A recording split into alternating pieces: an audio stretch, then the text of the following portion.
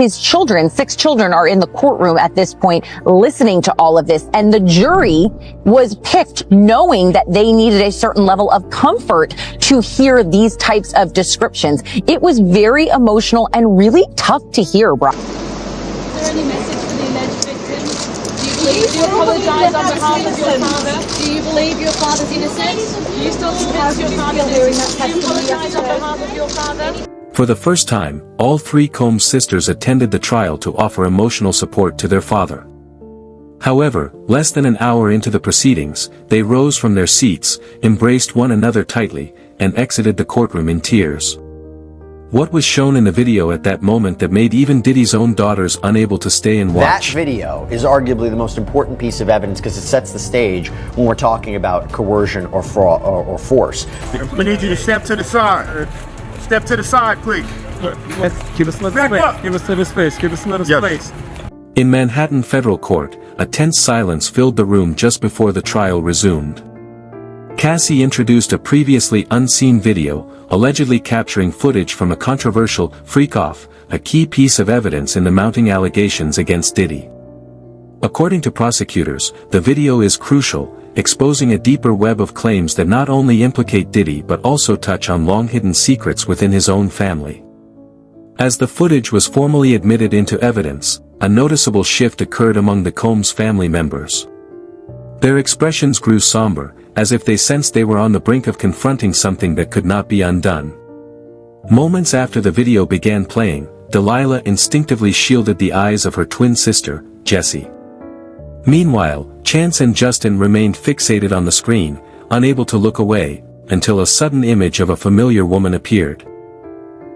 On those drives, the witness says 8 videos featured 8 celebrities at Diddy freak-offs or parties, and that 6 were males, 2 were females. The drive also included a manuscript of an alleged Kim Porter memoir, a memoir that her 4 kids insist is fake. Whispers rippled through the courtroom, spreading like a wave across the otherwise silent audience. Then, without uttering a single word, all 3 sisters stood and quietly left the room. The question remains, what exactly was revealed in that footage? And why, on the very day they came to support their father for the first time, did they ultimately choose to turn away and leave? Beneath Manhattan's leaden sky, a bustling crowd converged on the federal courthouse where the trial of Sean Diddy Combs entered what seemed like just another day. Outside, reporters jostled for position, cameras flashed incessantly, and protest signs rose high, bearing the words "Justice for the victims." Murmurs of speculation rippled through the throng, from curious onlookers to legal analysts, all sensing the weighty atmosphere before a trial promising high drama. Inside, the courtroom was packed, not a single seat vacant. Sketch artists' pens raced across paper, cameras clicked rhythmically, and the jury's gazes were steely, poised to dissect every detail. The air in that oak-paneled room felt compressed, each breath seeming to fight for existence. The unexpected presence of the Combs family drew all eyes. For the first time since the scandal broke, the family's reserved seats were no longer vacant. Chance, Delilah, and Jessie, Diddy's 3 daughters, sat prominently in the front row, joined by Justin Combs, the defendant's son. They were impeccably dressed, their simple yet elegant attire radiating an unanticipated maturity. The girls' faces were stoic, their eyes seemingly concealing a web of intricate emotions. When the media inquired about their attendance, Chance responded with a calm but resolute voice, "We're here to support our father." Yet in their gazes something felt unfinished, a subtle void, as if they were steeling themselves for something far weightier than their words could express. Prosecutor Rachel Harper, a composed middle-aged woman with neatly tied silver hair and thin-rimmed glasses, rose confidently from the prosecution's table. Her voice was clear and deliberate, carrying the weight of authority, each word landing like the steady beat of a drum signaling a pivotal moment. She turned to Cassie, her gaze sharp and unwavering. "Please describe to the court what has been referred to as the freak-off, and your role in those events." A heavy silence settled over the courtroom as all eyes turned to Cassie. She inhaled deeply, her eyes scanning the room until they briefly met Alex's, his calm, steady expression grounding her. Pressing her lips together, she began to speak, her voice quiet but firm, each word delivered with the gravity of someone who had long carried the weight of this moment. I met Sean in 2005. I was 19, just signed to Bad Boy Records. He was a powerful man, an icon in the music industry. He promised to take me to the top, to make me a star. But what I got wasn't stardom, it was a trap. She paused, her eyes sweeping across the jury, as if to make sure they fully understood the weight of what she was about to share. About a year into our relationship, she began, her voice steady but tinged with emotion. He introduced me to something he called the freak off. He described it as a way to relax, to push boundaries and explore new experiences. But for me, it felt like a nightmare I couldn't escape. What is a freak off? The freak off essentially was something that Cassie said she learned about through Sean Combs about a year into their relationship. He described it as voyeurism. Cassie described the so-called freak-offs as meticulously orchestrated events, entirely controlled by Diddy. He referred to them as acts of voyeurism. He enjoyed watching me with others, she said, her voice trembling as she revisited the painful memories. But it wasn't just about watching.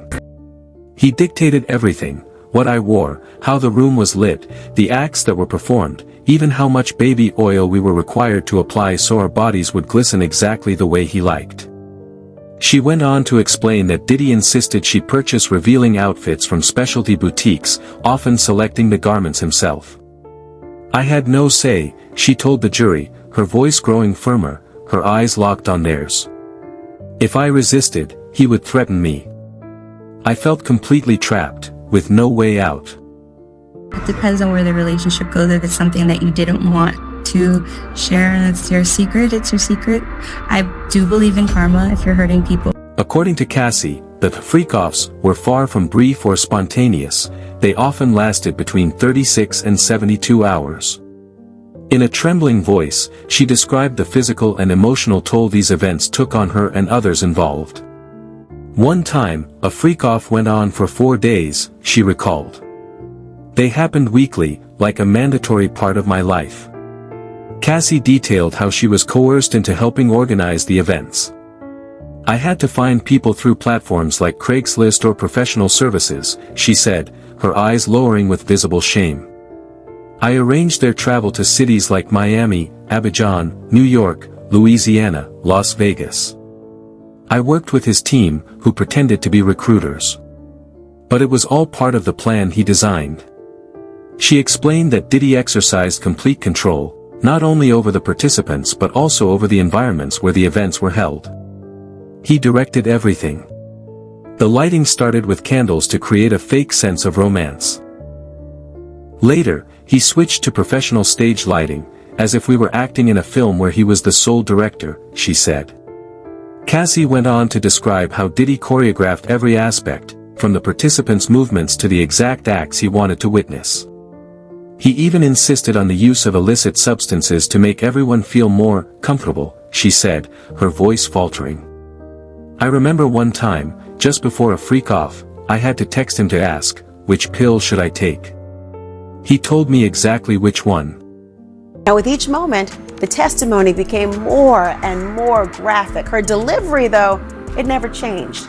It was matter of fact. The trial reached a dramatic turning point when Cassie's attorney, Samantha Klein, a composed woman with neatly tied brown hair and a piercing gaze, rose from her seat and addressed the judge with unwavering confidence.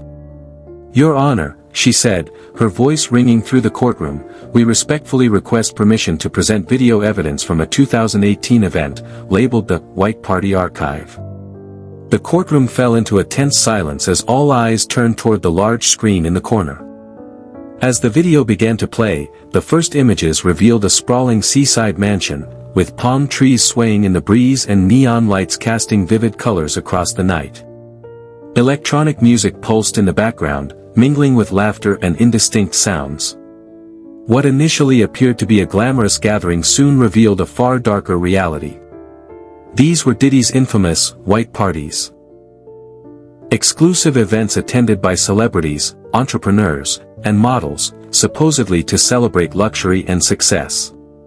But what unfolded on the screen showed something else entirely, the hidden and disturbing undercurrent behind the glittering facade.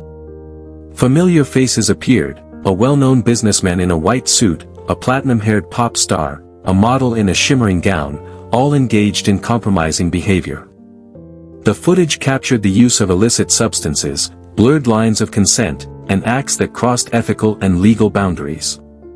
The atmosphere was oppressive, as though the usual rules of society had been stripped away, replaced by unchecked power and indulgence.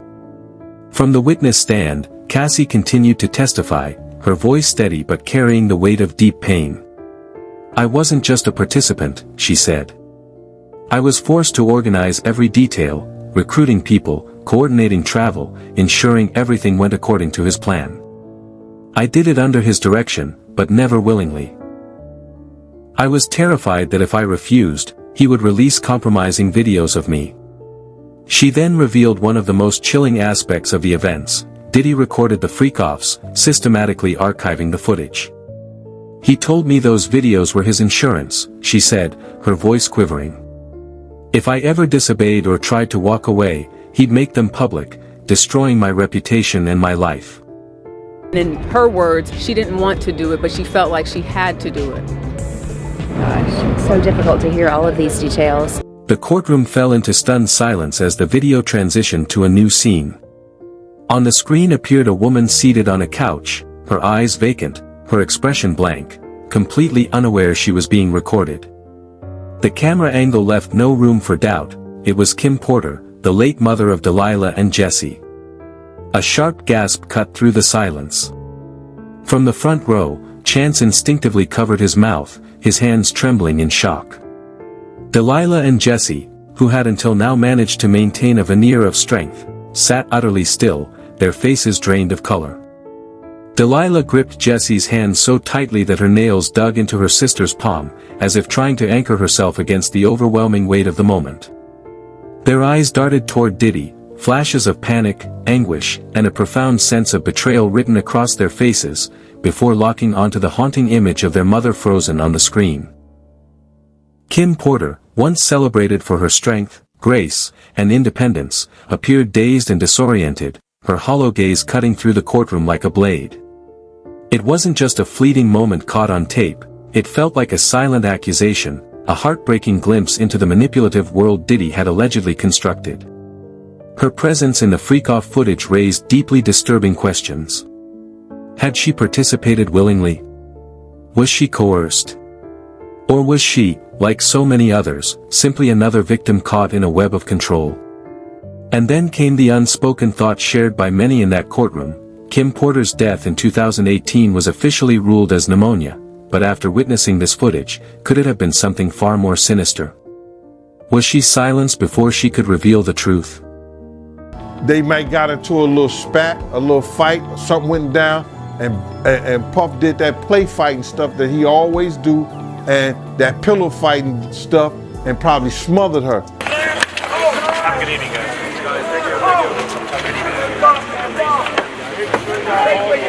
Diddy, no longer able to contain his emotions, suddenly slammed his hand against the table.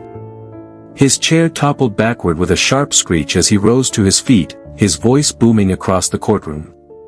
"Stop the video now," he shouted, his eyes bloodshot, his face contorted in rage and desperation. "My children are here, you can't do this." But his outburst was quickly overshadowed by the soft, piercing sound of Jesse's stifled sobs, heart-wrenching and raw, cutting through the silence like a blade.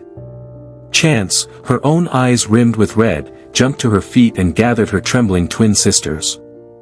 Without a word, she led them out of the courtroom, shielding them as best she could. Behind them, the hallway echoed with the anguished cries of Delilah and Jesse, a haunting chorus that reverberated through the courtroom walls. Inside, the atmosphere was suffocating. One juror bowed their head, a hand covering their mouth as their eyes welled with emotion. Toward the back, a reporter shook their head solemnly and whispered to a colleague, "This isn't just a trial, it's a tragedy." In the stark coldness of the courthouse corridor, Delilah clung tightly to Jesse, trying to soothe the violent emotional storm that had just erupted. The image of their mother, Kim Porter, flashing on that screen with an unfamiliar, vacant gaze had shattered something deep within them. Delilah's mind raced with memories of nights when their mother's soft lullabies had filled their rooms, her gentle voice offering comfort during life's storms. Now, that same mother had appeared on screen in a way they could hardly comprehend. Jessie, her eyes brimming with tears, could only manage a broken whisper, "Why was Mom there?" Her question lingered in the air, unanswered, met only with silence and an overwhelming sense of anguish. A darker realization began to take root. Could it be true? Could the father they once idolized, the man who had always claimed to love them above all else, have dragged their mother into a world of control, abuse, and manipulation? And even more unthinkable, could he have played a role in the mysterious circumstances surrounding her death? The courtroom had revealed more than evidence. It had ripped open old wounds, unraveling the fragile threads of a family now consumed by doubt. We are about to play the freak off videos, and guess who's sitting front row? Diddy's sons are in the courtroom this morning. Diddy's attorney, Victor Langston, a commanding figure with salt and pepper hair and a voice that resonated like rolling thunder, stood to counter Cassie's testimony. Fixing his sharp gaze on her, he began his cross-examination. "You've portrayed yourself as a victim with no control over these events," Langston stated firmly. "But let's look at the bigger picture. You signed a 10-album deal with Bad Boy Entertainment, lived in luxury apartments, traveled internationally, and attended extravagant gatherings. Isn't it possible you willingly participated in these freak-offs to secure your position in Mr. Combs's world?" His words struck Cassie like an arrow, causing her to hesitate briefly. She took a steadying breath, locking eyes with Alex for support before responding with clarity and resolve. "No," she said sharply. "I did not choose any of it. I was coerced. What I received wasn't a reward, it was the price I paid to survive. He controlled everything. My career, my friendships, even my thoughts. I had no choice but to comply, because if I didn't, I would lose everything." Her declaration resonated deeply in the courtroom. Several jurors subtly nodded, their expressions showing empathy. Langston pressed on, lowering his voice in an attempt to unsettle her further. "Miss Ventura, did you ever collaborate with others, such as Miss Kim Porter, to organize these freak-offs at Mr. Combs's direction? Were you and Miss Porter willing participants, enjoying the lifestyle he provided?" The mention of Kim Porter, the late mother of Delilah and Jessie, sent a shiver through the courtroom. The Combs family struggled to conceal their raw pain. Cassie shook her head, anguish flashing across her face. "No," she replied, voice trembling but firm. "Kim was trapped just like me. We weren't complicit, we were victims of the same system. He made us feel there was no way out. Everything we had, our careers, families, reputations, depended on pleasing him." Langston's calm exterior faltered slightly as he tapped his finger restlessly on the table, eyes flickering toward the empty seats where Diddy's daughters had once sat, as if searching for some comfort in their absence. The unveiling of the video featuring Kim Porter, combined with Cassie's testimony, wasn't just damaging to Diddy's reputation, it struck at his deepest vulnerability, his love for his children. Chance, Delilah, and Jessie, the daughters Diddy often described as the heart of his life, had been forced to watch their mother on screen, appearing hollow and lifeless, a casualty of the dark world their father had created. The girls' anguished sobs and hurried departure from the courtroom underscored the devastating impact of the footage. Their appearance at the trial the moment the video was shown ignited public suspicion. Why had Kim Porter's children come at such a sensitive time? Many speculated it was a deliberate move aimed at Diddy's Achilles heel. His devotion to his daughters. While Delilah and Jessie fled in tears, Chance and Justin remained composed, their cold, steady gazes fixed on Diddy rather than following their sisters. This stoicism left many wondering, did they truly believe in their father, or was this a mask concealing deep doubt and readiness to confront the truth? For years, the media had portrayed the Combs family as a united front, especially after Kim Porter's death. But Chance and Justin's presence suggested more than mere support, it hinted at a silent power struggle within the family. Chance, Diddy's daughter with Sarah Chapman, had grown up on the fringes, lacking the warmth of maternal love she never received from Kim. After Kim's passing in 2018, while her siblings clung to treasured memories, Chance faced loneliness and isolation. Public images of Diddy doting on Kim's children deepened the ache within her, casting her as an outsider in the family's tender moments. Justin, Diddy's eldest son with Misa Halton, carried himself with a steely resolve, shaped not by sorrow but by strategy.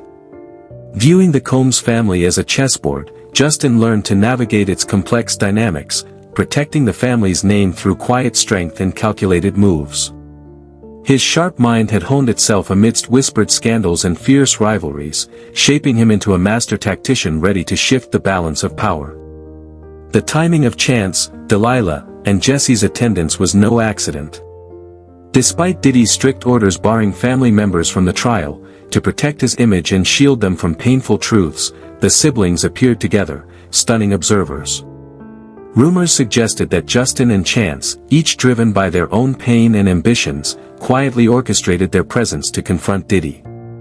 Justin, aware of Chance's vulnerability, had sown seeds of doubt with whispered revelations about Diddy's darker dealings, including the controversial white parties and the mysterious circumstances surrounding Kim Porter. Over late-night conversations, Justin shared stories Chance had never heard, stirring buried pain and prompting her to reach out to Delilah and Jesse. Though hesitant, the sisters agreed to attend, believing they were there to support their father, unaware that Chance and Justin had become key players in a larger, more complex plan. Further speculation arose around Justin's alleged role in obtaining and discreetly delivering the 2018 White Party archive video, the footage capturing Kim Porter in a vulnerable state, to Cassie's lawyer.